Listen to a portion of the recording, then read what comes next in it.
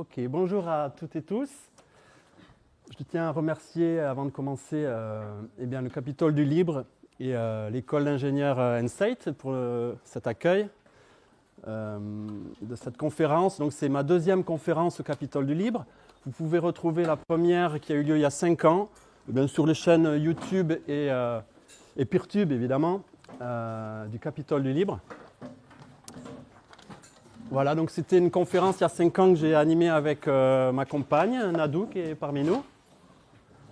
Bienvenue. Alors, je vais vous présenter le plan.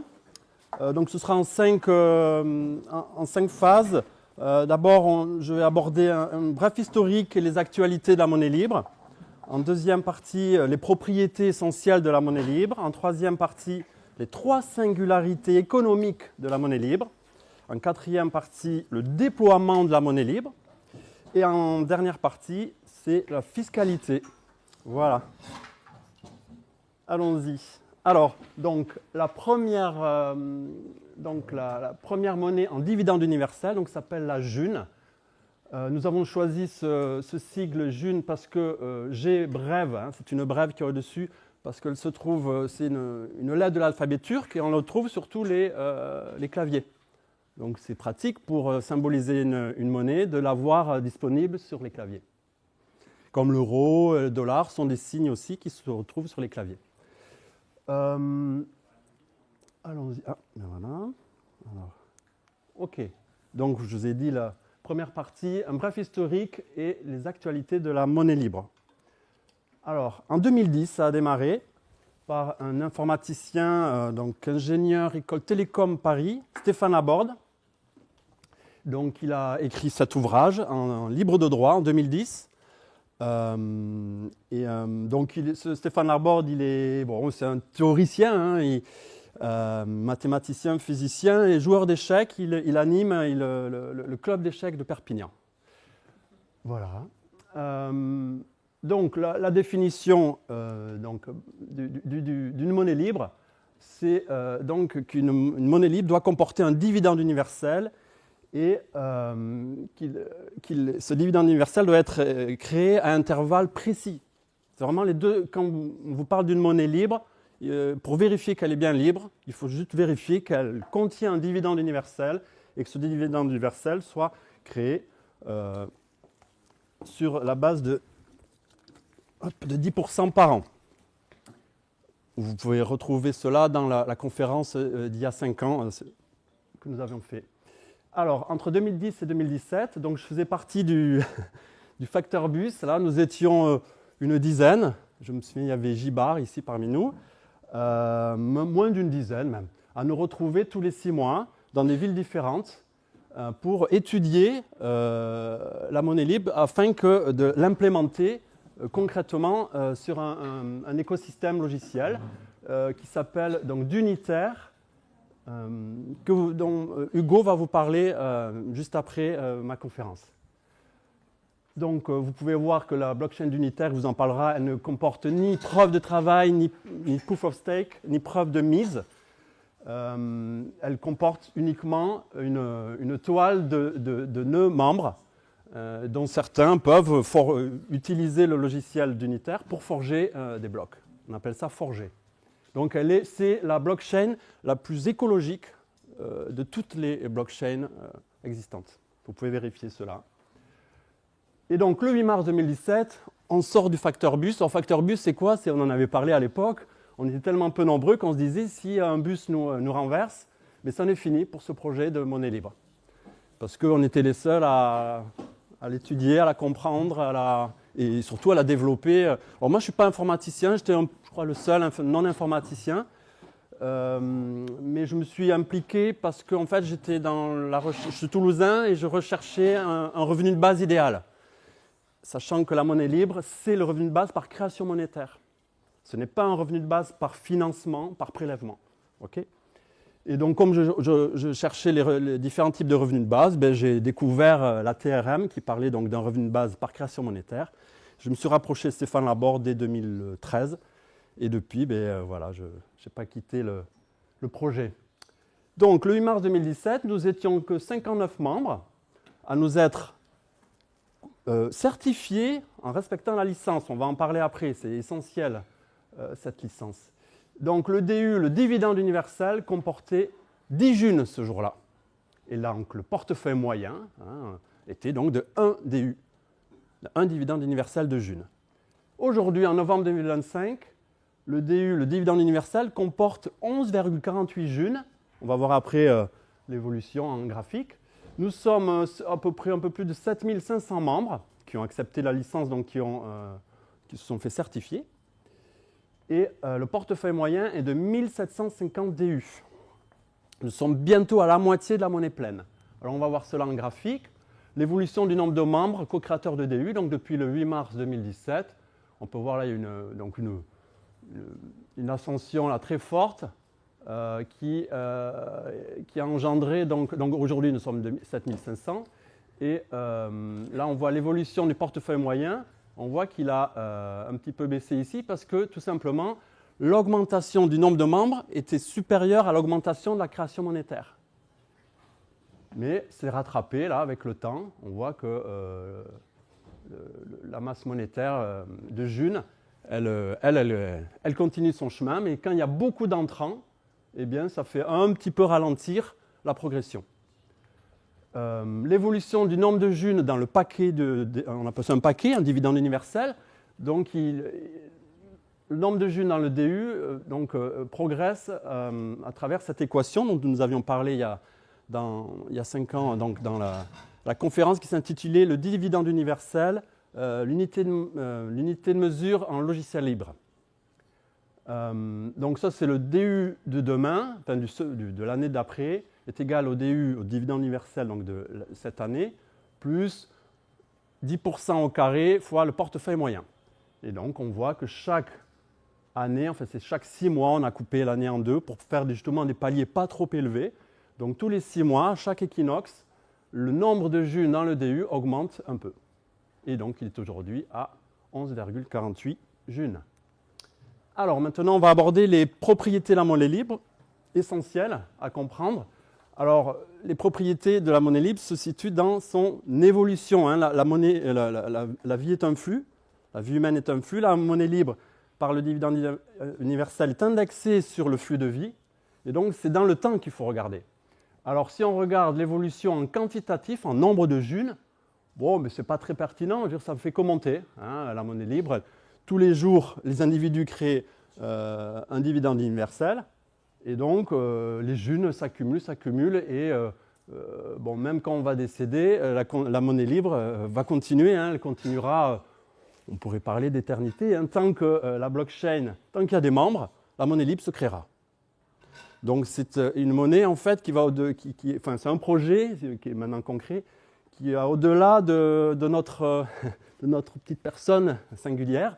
C'est que c'est vraiment un changement de paradigme très on va dire puissant, c'est pour ça que j'ai appelé ça une révolution silencieuse, parce que ce n'est pas un simple artefact, ce n'est pas un détail, c'est quelque chose, selon moi, qui pourrait être, auquel on pourrait attribuer un prix Nobel, si le prix Nobel n'était pas fourni par la banque. En relatif, donc la vue de la même chose, de la monnaie libre, mais en relatif à la masse monétaire, c'est-à-dire en divisant le montant par le DU actualisé, et bien voilà, c'est là que la pertinence du dividende universel apparaît. C'est-à-dire qu'on voit qu'en une demi-vie, c'est-à-dire que le temps d'initialisation de la monnaie libre, là aujourd'hui nous sommes à 8 ans et demi de monnaie libre et nous sommes, je vous ai dit, à 1750 DU en moyenne, c'est-à-dire nous sommes à peu près ici. Donc on a encore une vingtaine d'années pour arriver à quoi ? À quelque chose de très important, j'espère être encore en vie pour le voir, eh bien, les comptes plafonneront en dividende universel à la moyenne. C'est-à-dire que tous les individus vont produire ce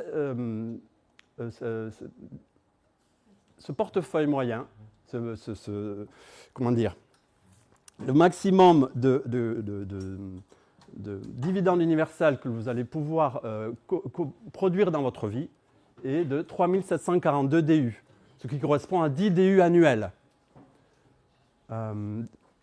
pour comparer les prix à travers le temps, il est logique d'utiliser le référentiel relatif, donc celui-ci, en nombre de dividendes universels de June, et non pas en quantitatif, parce que celui-ci, ce référentiel ne prend pas en compte le temps.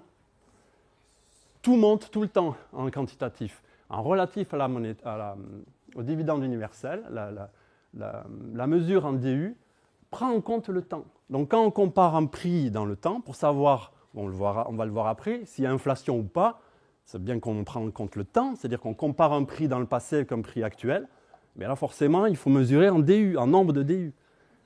Vous voyez, vous allez comprendre après. Donc là, on revient à cette propriété de convergence des comptes. Ça, c'est vraiment une singularité aussi de la monnaie libre. C'est-à-dire que là, on voit trois comptes de membres, évidemment, de personnes qui co-créent la monnaie. Un entrant ici, un membre qui est à la moyenne et un membre qui est 2 fois plus riche que la moyenne. Et on voit qu'avec le temps, ces trois individus coproduisent la monnaie. Donc en bleu, en fait, c'est un peu comme si c'était un bébé qui rentrait. Il va atteindre 40 ans ici, il va atteindre donc la moyenne. Mais celui qui a la moyenne reste à la moyenne puisqu'il coproduit la moyenne, donc il reste à la moyenne. Et, alors c'est ça qui est fondamental, la part de monnaie libre épargnée, donc c'est en dividende universel, au-dessus du portefeuille moyen, perd de son poids économique avec le temps. C'est un petit peu comme si... Enfin, c'est l'idéal communiste, comme on pourrait dire. C'est-à-dire que c'est comme si on prélevait l'argent des plus riches, au-dessus du portefeuille moyen, enfin l'argent, non, la monnaie des plus riches, pour la donner aux plus pauvres. Ça correspond exactement à un impôt juste, on va dire, sans qu'il y ait besoin de retirer quoi que ce soit. Uniquement par création de dividendes universels quotidiens, nous obtenons ceci. Et alors on va le voir, donc à la moyenne 40 ans, on obtient la moyenne à 40 ans, et on va voir ce qui se passe. Là, alors rapidement, on peut voir que tous les comptes convergent à la moyenne. Ici, vous pouvez voir différents membres qui ne font pas d'échange, ou alors on va dire qu'ils vendent autant qu'ils achètent. Et on peut voir que quand ils décèdent, ils convergent vers zéro. Leur compte, en 40 ans, converge vers zéro. Mais quand ils sont au-dessus de la moyenne, ils convergent vers la moyenne, puis vers zéro. On voit que tous les comptes, quand ils commencent, convergent à la moyenne. Ici, on peut voir un graphique, les questions après, on peut voir un graphique là où il y a des échanges entre les individus. Par exemple, là, l'individu jaune, eh bien, il achète quelque chose à l'individu rouge. Donc, on voit que l'individu jaune, il se retrouve il a moins de junes, et l'individu rouge obtient les junes que le jaune lui a donné. Et on voit que quoi qu'il arrive, même s'il y a des échanges, eh bien, les comptes, avec le temps, convergent à la moyenne. Alors, les trois singularités de la monnaie libre, économique celle-ci. Alors, la première, l'inflation des prix. Attendez, je regarde le temps. OK. Alors, y a-t-il inflation des prix? Ça, c'est vraiment quelque chose c'est nouveau, je ne l'abordais pas jusqu'à maintenant, mais ça fait 8 ans et demi que la monnaie libre existe, donc il est temps de se pencher sur les phénomènes économiques liés à l'utilisation de la monnaie libre. Alors d'abord, nous allons définir, parce que souvent c'est un terme qui est interprété, qui est inflation des prix. C'est pour ça que j'ai bien mis des prix, parce qu'on peut parler de l'inflation monétaire, l'inflation. En fait, non, c'est l'inflation des prix dont il s'agit. Quelles sont les causes possibles d'inflation des prix? Eh bien, il y en a 3. L'augmentation de la demande fait que les prix vont augmenter. Si tout d'un coup, tout le monde veut une valeur, eh bien, son prix va forcément augmenter. Deuxième cause de possibilité d'inflation, l'augmentation des coûts de production. Si ça coûte plus cher de fabriquer une valeur, eh bien, logiquement, son prix va augmenter. Alors, ces deux premières causes, elles sont indépendantes du type de monnaie utilisée. Ça, c'est quelle que soit la monnaie utilisée, l'augmentation de la demande augmente les prix et l'augmentation des coûts augmente les prix. Et la troisième, c'est celle-là qui est importante, la troisième cause d'inflation, c'est une augmentation disproportionnée de la masse monétaire dans l'espace et dans le temps. Alors, pour comprendre cela, je vous ai mis deux courbes. Celle-ci, c'est l'évolution de l'euro. OK, monnaie dette, on en avait parlé il y a quelques années. Qu'est-ce qu'on peut voir ici, là? Donc ici, c'est en 2020. 2020-2021. Qu'est-ce qui s'est passé comme événement en Europe très important? La crise sanitaire. Et qu'est-ce qui s'est passé pendant que nous étions tous confinés? Eh bien, il y a eu une augmentation, on voit la masse monétaire, hein, c'est en jaune ici, il y a eu une augmentation de plus de 50% de la masse monétaire euro. Qui donc a perçu cette monnaie créée? Est-ce que vous avez vu votre compte augmenter pendant que vous étiez confinés? Non, pourtant la monnaie a été créée, énormément de monnaie. Donc certains l'ont obtenue, cette monnaie. Puis ce qui s'est passé, c'est que depuis donc, 2021, cette monnaie qui a été créée, on ne sait pas où, en Europe, elle percole. On peut parler de maintenant ruissellement. Et qu'est-ce qu'elle engendre? Une inflation des prix.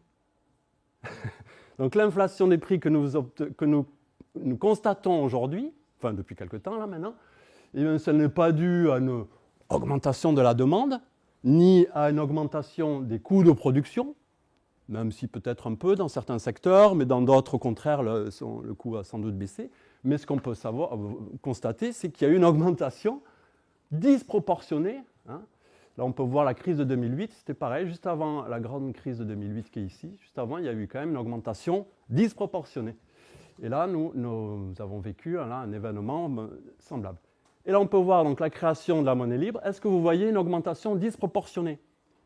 Non, elle est stable. Hein, alors, c'est sûr que là, c'est l'initialisation de la monnaie libre, hein, on y est en ce moment.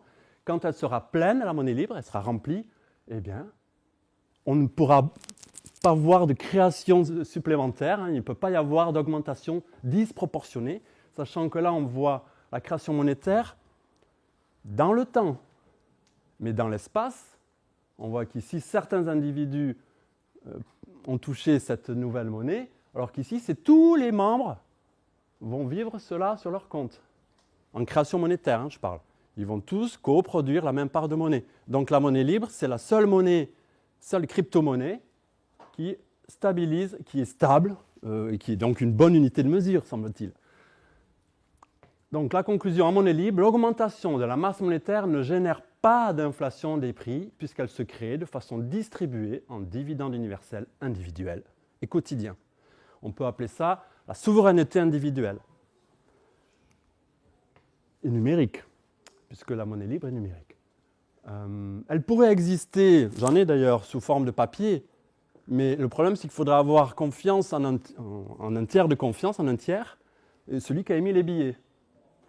Bon, moi je préfère avoir confiance en la blockchain. Je ne sais pas vous, mais au moins il ne peut pas y avoir de piratage, alors qu'un faux billet c'est très facile à faire. Pour ça qu'elle est numérique, cette monnaie libre. Et sous logiciel libre, licence AGPL version 3. Tout l'écosystème de la monnaie libre est sous licence libre. Ça paraît logique. Hein. Alors, deuxième singularité à la monnaie libre, la spéculation est-elle possible? Oui. Je vous explique, quelle que soit la monnaie utilisée d'ailleurs, la spéculation ne peut pas être empêchée, parce qu'elle découle de la liberté d'échanger et de l'incertitude sur l'avenir. Ça, vous ne pourrez jamais retirer cela aux gens. L'incertitude, personne n'est sûr de ce qui va se passer demain. Ou est-ce que la valeur de quelque chose va diminuer ou augmenter demain? Personne n'en est sûr. Donc, comme on a une liberté d'échanger, mais forcément la spéculation fait partie de l'économie, quelle que soit la monnaie.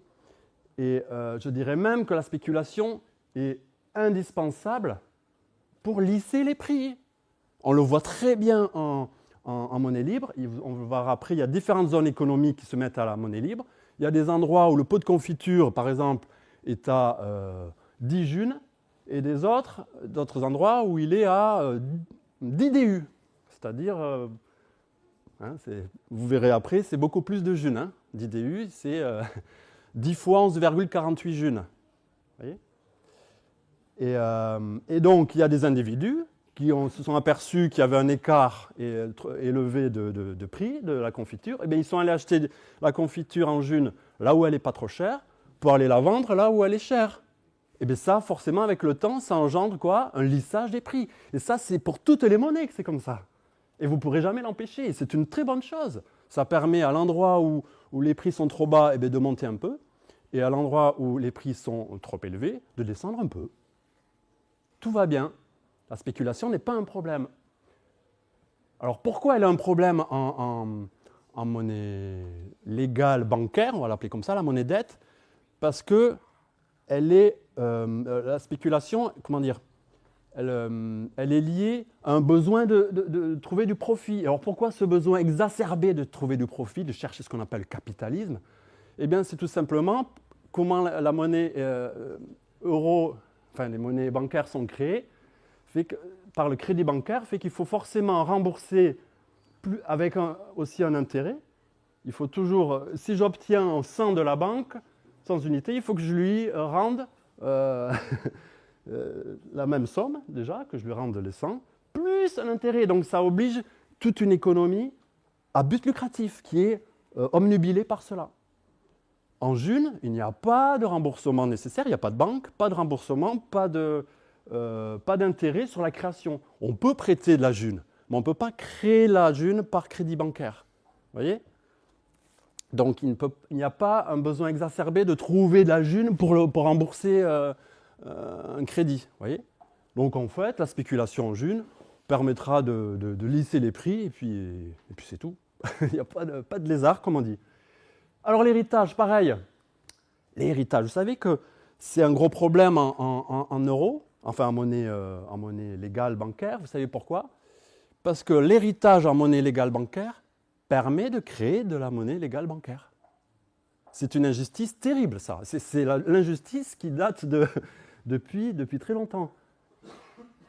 Vous voyez ce que je veux dire? J'hérite de la monnaie, ce qui est normal. Ça, personne ne peut être contre, je crois. Hein.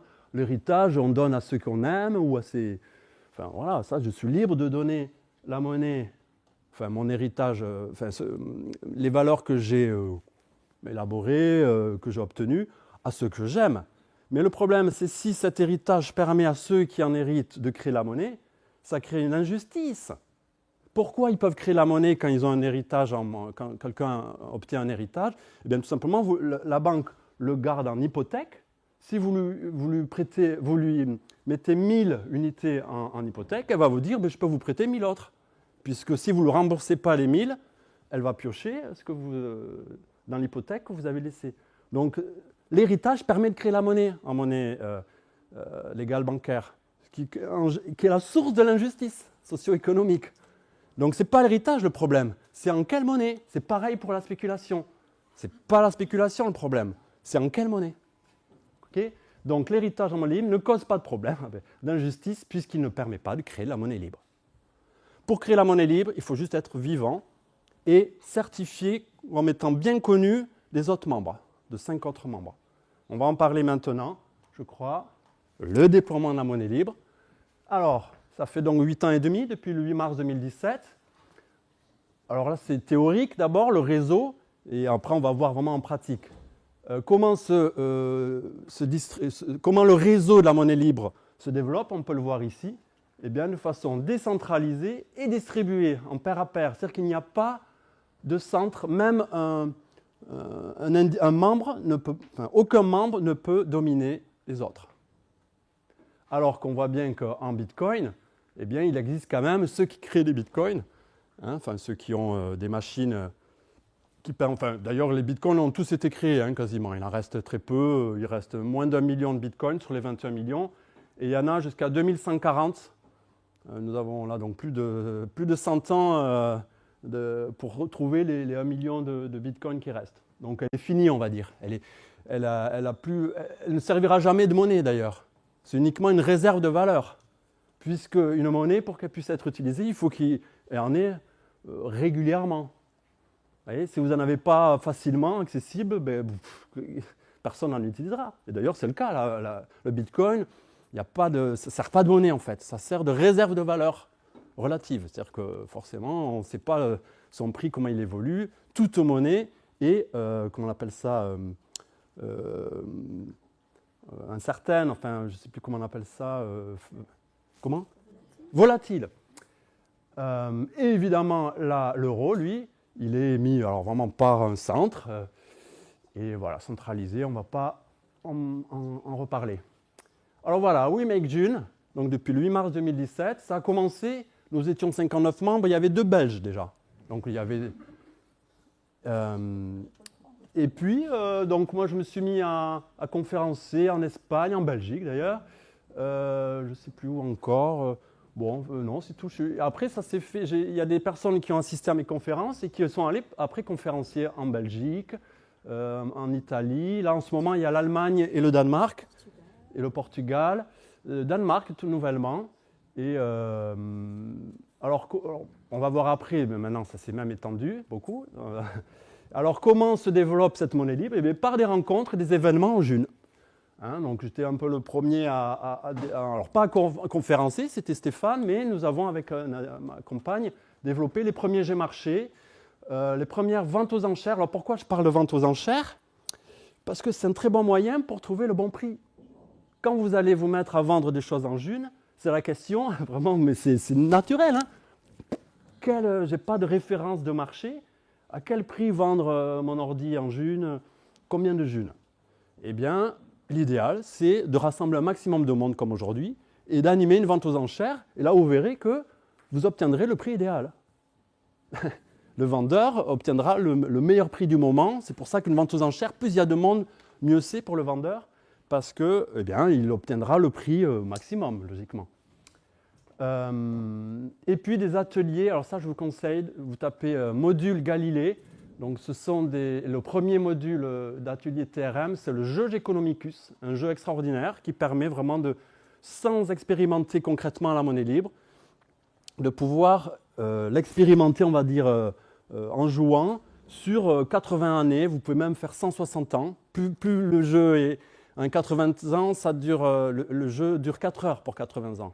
Donc, si vous prenez plusieurs espérances de vie, bon, moi je l'ai déjà fait, on a joué sur 160 ans pour comparer donc la monnaie bancaire et la monnaie June, la monnaie libre. Mais on peut aussi, nous avons expérimenté aussi la différence entre le troc, vous pouvez essayer toutes les monnaies, le troc et la monnaie libre, Bitcoin, monnaie libre, comparer le troc, le crédit mutuel et la monnaie libre, pour voir la pertinence de la monnaie libre et puis aussi pour voir que le type de monnaie utilisée influence les comportements. Ça, c'est quelque chose que vous ne pouvez pas comprendre intuitivement. C'est impossible. Il faut jouer à ce jeu pour le comprendre. Le type de monnaie que vous utilisez va influencer vos comportements socio-économiques, votre rapport à l'autre, votre rapport à l'environnement.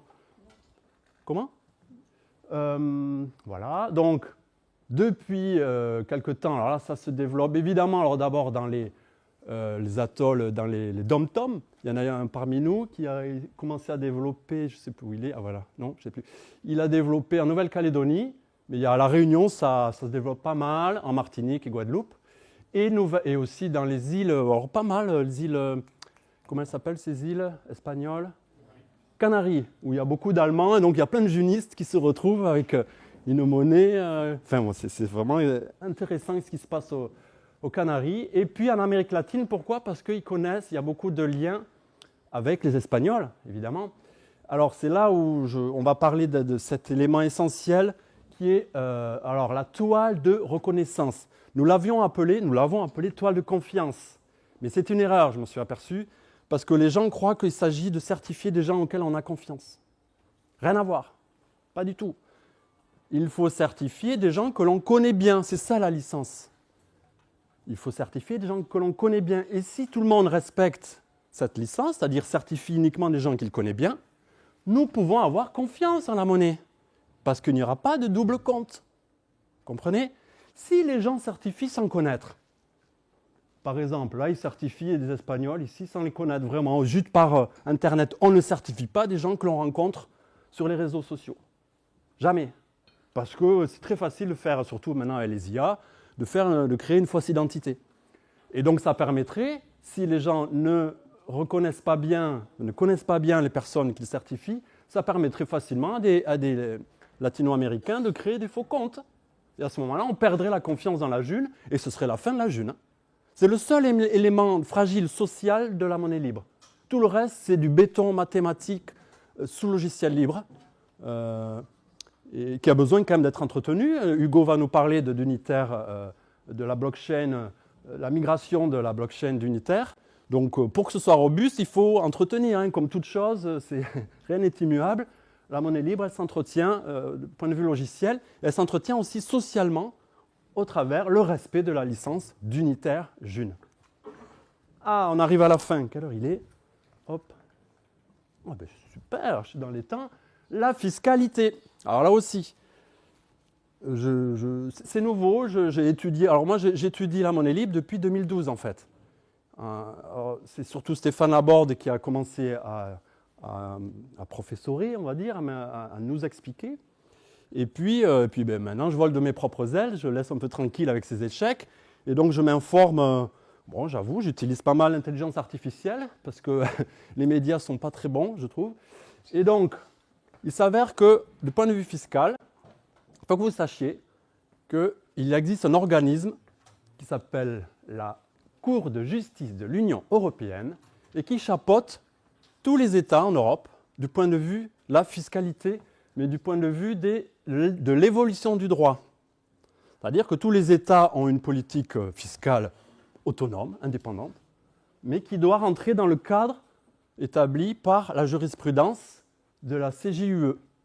Alors, je vous la fais court, en 2002, il n'y avait pas encore de crypto-monnaie, ça n'existait pas, mais pour une affaire, alors c'était en Italie, vous pourrez voir, hein, facile, vous tapez Cour de justice européenne, jurisprudence, et vous tapez une année, et ça vous dira toutes les affaires qui ont eu en cours, qui ont eu lieu.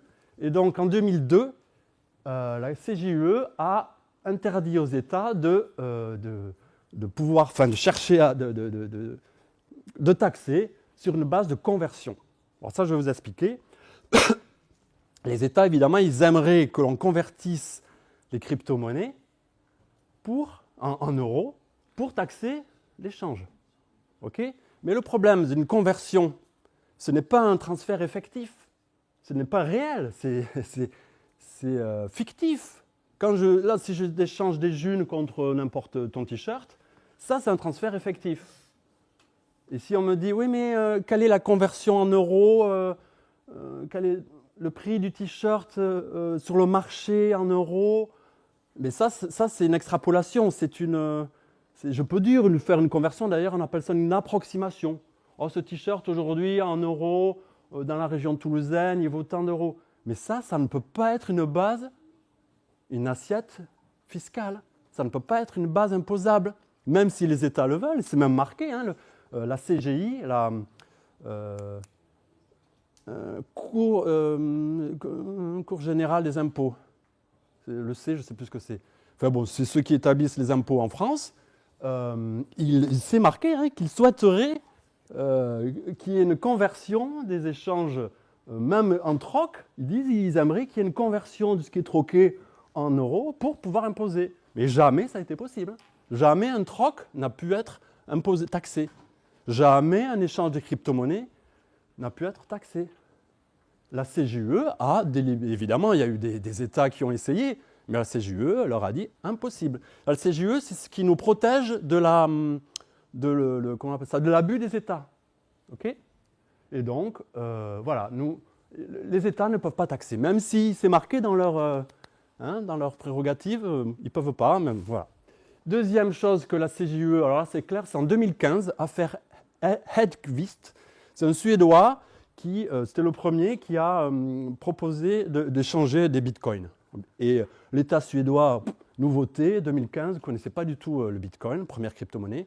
Ils ont dit, nous, quand on ne sait pas, jurisprudence, on passe le dossier à la CJUE, qui a bien travaillé le dossier et qui a établi, alors vous pouvez retrouver aussi, vous tapez CJUE 2015, affaire Hedqvist, eh bien, a stipulé que pas de soumis à TVA. Il n'y a pas de TVA possible sur l'utilisation de crypto-monnaies. Alors, je vous ai marqué parce que c'est une transaction, un échange entre deux actifs financiers. Alors, ça ne vous dit rien, ça. Qu'est-ce que c'est, actifs financiers? Même numériques, quand on parle des crypto-monnaies. Alors, je vous dis, on va définir, il faut toujours définir ces termes-là. C'est quoi les actifs financiers numériques et non numériques. Hein, les actifs financiers numériques, eh bien, ce sont les crypto-monnaies, mais les actifs financiers non numériques, eh bien, il y en a plein, hein, ce sont les pierres précieuses. Alors, je vais vous lire, hein, c'est le mieux. Les actifs financiers numériques et non numériques sont des valeurs économiques qui ne sont pas des biens ni des services, mais qui peuvent être échangés, stockés, c'est-à-dire servir de réserve relative de valeur, hein, comme le Bitcoin, et qui peuvent même servir de monnaie, de moyen d'échange et d'unité de compte. Alors, on commence d'abord par oui, le premier des actifs financiers, même si jamais on le stipule, mais c'en est un, ce sont les monnaies légales bancaires. Hein. Je vous ai bien mis une pyramide hein, socio-économique hein, qui date de...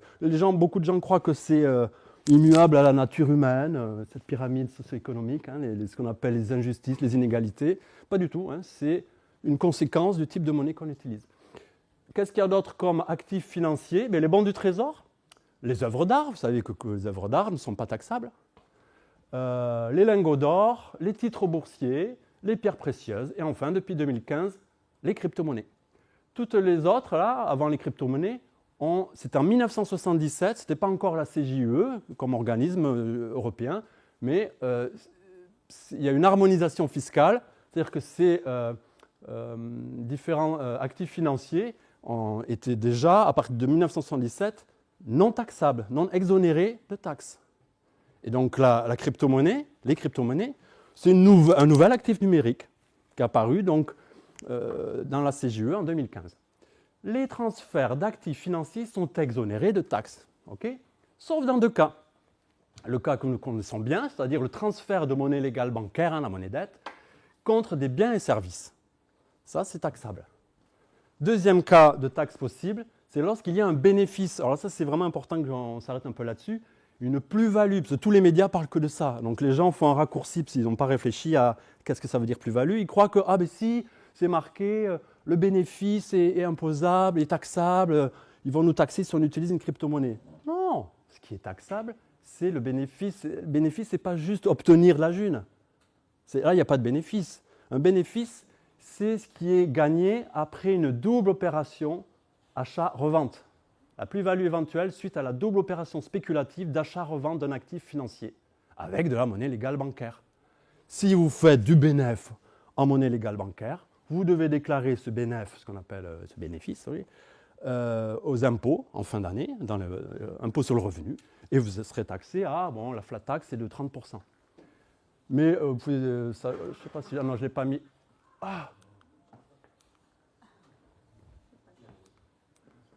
Non, mince alors, qu'est-ce qui se passe? J'ai besoin d'aide. Oui. Bon, je ne sais pas quoi faire. Je suis à la fin, mais je suis dans l'autre sens là. Non, oui, voilà, ok. Ça y est, je respire. Ok. Oui, c'est un vieil ordinateur sous Linux, mais...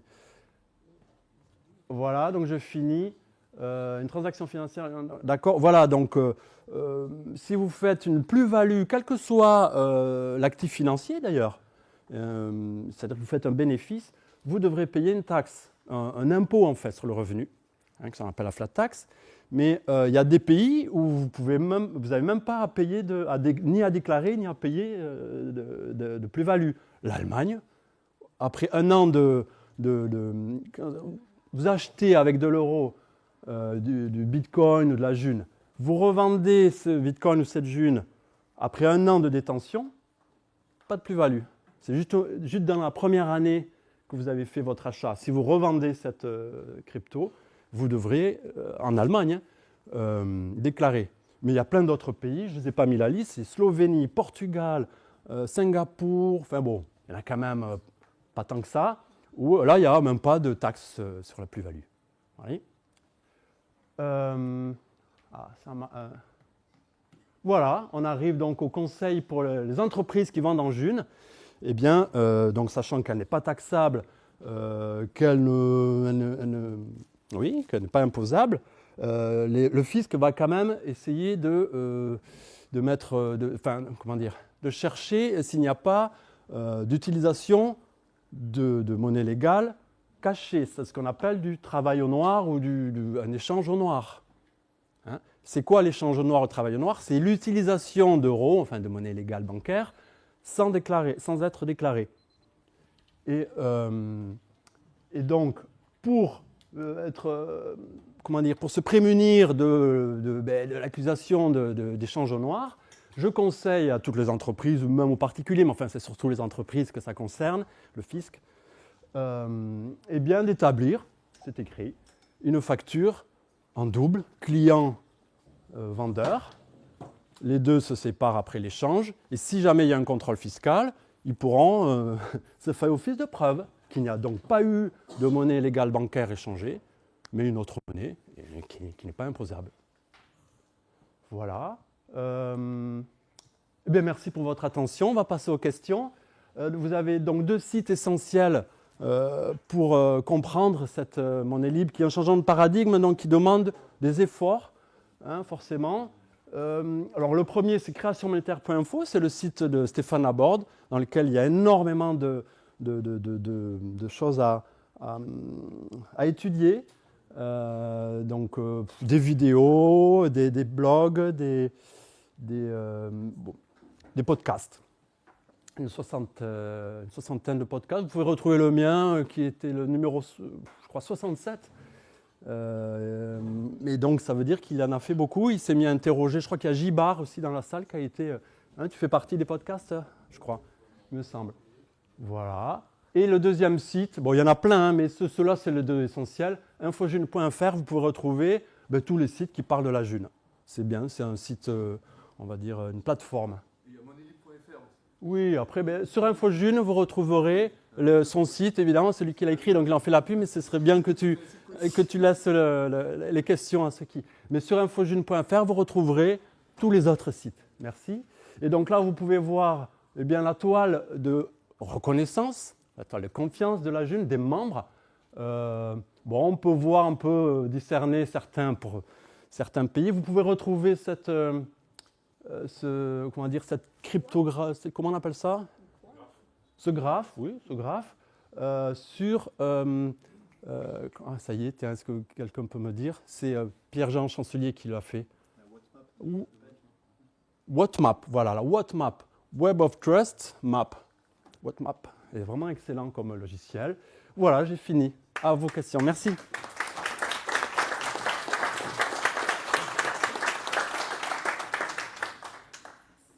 Allez-y. Comment vérifier qu'un individu est mort ou pas d'ailleurs? Très bien. Très bonne question. Alors, quand il y a une certification, elle dure 2 ans. Donc, répétez la question, excusez-moi, oui, comme il n'y a pas de micro pour ceux qui regarderont la vidéo. Donc, la question, c'est comment sait-on quand un individu qui est membre de la monnaie libre est décédé? Eh bien, tout simplement, il ne sera pas certifié puisqu'il est décédé. Donc, les certifications qu'il a en cours vont s'éteindre au bout de 2 ans. Donc, son compte va... qu'est-ce qui se passe? va baisser vers 0. Voilà, on le voit là. Très bien, là je vous ai mis. Et donc comment on le sait? Eh bien tout simplement, personne ne va le certifier puisqu'il est décédé. Il y a déjà eu des membres, un ami très proche d'ailleurs, qui est décédé, et Bernard, et j'ai vu que quelqu'un l'avait certifié après sa mort. Donc je lui ai tiré les oreilles. Parce qu'il a prolongé de 2 ans. Il n'a pas respecté la licence. On ne certifie que des gens vivants et que l'on connaît bien. Voilà, j'ai répondu à votre question. Ouais. 10 minutes il reste. Allez-y, madame. C'est juste pour savoir les gens qui ne sont pas très doués sur Internet, tout ça. Comme moi. Pour le YouTube, comment être certifié? C'est très simple. Alors là, vraiment, là, c'est le plus simple. Il faut donc télécharger une application Cesium, mais il y a aussi bientôt, dans la nouvelle version de la blockchain d'Unitaire, il va y avoir aussi Gecko, une autre application cliente. Et donc, vous pouvez télécharger Gecko. Il y a Jinko aussi. Enfin, il y a pléthore. Vous allez sur infojune.fr, vous trouverez donc un logiciel à télécharger qui vous permet d'ouvrir un compte. Et à ce moment-là, vous avez donc une clé affiliée à votre... c'est votre compte à devenir membre. Vous faites certifier ce compte par des personnes membres qui vous connaissent bien. Et à ce moment-là, vous deviendrez membre. Il y a un petit process. Voilà, sur 2 mois, il vous faut récolter les 5 certifications. Voilà. Mais c'est simple. Hein, ça a été fait pour que ce soit le plus simple possible. Et c'est important quand même que ce soit pas trop simple non plus, pas trop facile. Pourquoi on a choisi 5 certifications? Parce qu'on s'est aperçu qu'au moins de 5, ça permet des faux comptes possibles. Plus de 5, ça devient trop lourd. On a fait des tests, hein, parce que moi je faisais partie de l'équipe, même en tant que non-informaticien. J'ai découvert le monde du logiciel libre par la monnaie libre. Hein, et donc, et ça m'a beaucoup plu. Hein, moi, je reste vraiment très, je ne sais pas comment on peut dire, enfin, très respectueux de votre activité de libriste informaticien. Voilà. Monsieur, et après toi. Monsieur est novice, n'a pas tout compris. Mais j'imagine, admettons que ça soit un système qui prenne de l'ampleur, comment on crée des salaires, par exemple, et comment, si par exemple je dois créer une entreprise ou quelque chose comme ça, on me prête de l'argent pour monter quelque chose de plus grand que ce que je n'ai en fait. Très bien. Alors la question c'est le développement de la monnaie libre du point de vue entrepreneurial. Et voilà, c'est ça. Et le salaire, bien sûr. Très bien. Eh bien, c'est simple. Enfin, moi, personnellement, j'avais une entreprise avec 2 salariés pendant 10 ans. Donc, je sais un peu de quoi il s'agit. J'ai eu un contrôle fiscal. Donc, c'est pour ça que je connais tout ça par l'expérience.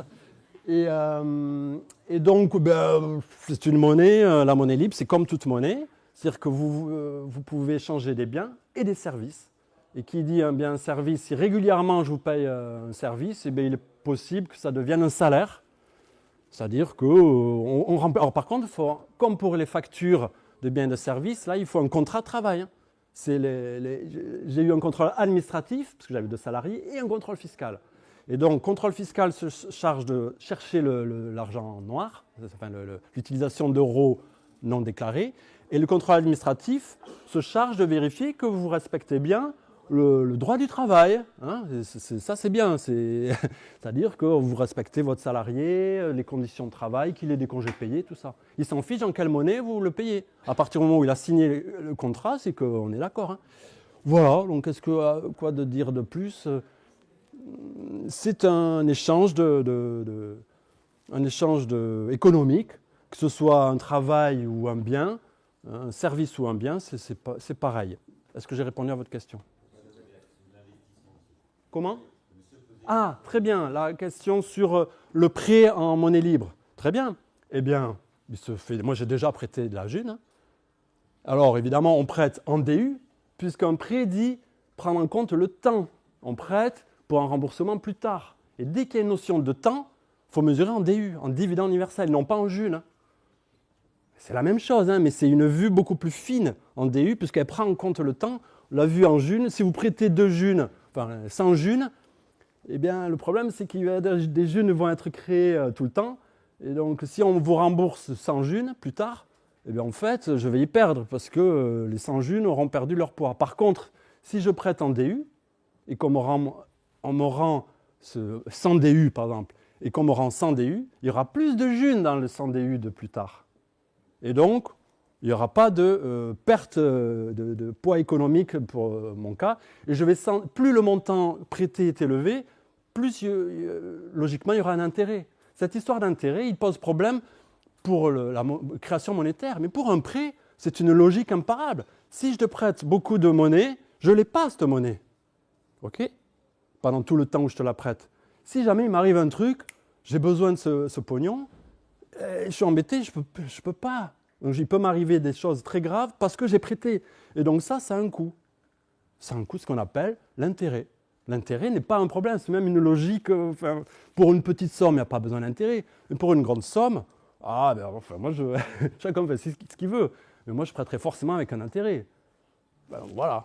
Après, si tu n'es pas d'accord, tant pis, on ne fera pas affaire. Mais voilà, l'intérêt, contrairement, là aussi, c'est encore quelque chose qu'il faut déconstruire, n'est pas la cause du problème. Le problème, c'est une monnaie créée par le crédit bancaire. À ce moment-là, l'intérêt, oui, il pose problème. OK ? Alors, il y a plein de questions, il reste 10 minutes, je ne sais pas. Monsieur 5 minutes. Mais c'est pas très clair pour moi. C'est-à-dire que aujourd'hui, c'est une monnaie qui est individuelle, ça appartient à des personnes. Si on demande par exemple d'acheter une maison ou autre, c'est pas une personne qui va me prêter suffisamment de masse monétaire pour que je puisse acheter ça. Donc est-ce qu'il y a des entités suffisamment grandes pour que je prête autant? Très bien. Il n'y a pas de banque. C'est ça qui m'étonne. Très bonne question. Donc, c'est sur la maison. Hein, c'est un grand classe. C'est une valeur quand même qui touche tous les individus à un certain moment. À la trentaine, là, on a envie d'être propriétaire. Et donc, alors, pour répondre à votre question, en monnaie euro, combien d'années pour une maison moyenne, on va parler en maison moyenne, hein, il faut combien d'années de crédit? Alors, on va dire 30 ans. OK? Vous savez que pour donc 30 ans de création monétaire, un crédit, c'est la création monétaire, vous savez que avec les intérêts cumulés, composés, là, vous la payez 2 fois la maison. OK? Vous la payez, à la fin, en fait, vous avez payé 2 fois le prix de la maison. Si vous, hein, moi, je ne suis pas très bon en maths, mais même si j'aime ça, mais je suis sûr qu'il y en a qui ont capté, hein, que vous payez 2 fois la maison. Donc, en fait, une maison moyenne en création, c'est 15 années de création monétaire en une. Okay? Puisque en 30 ans en monnaie dette, vous la payez 2 fois.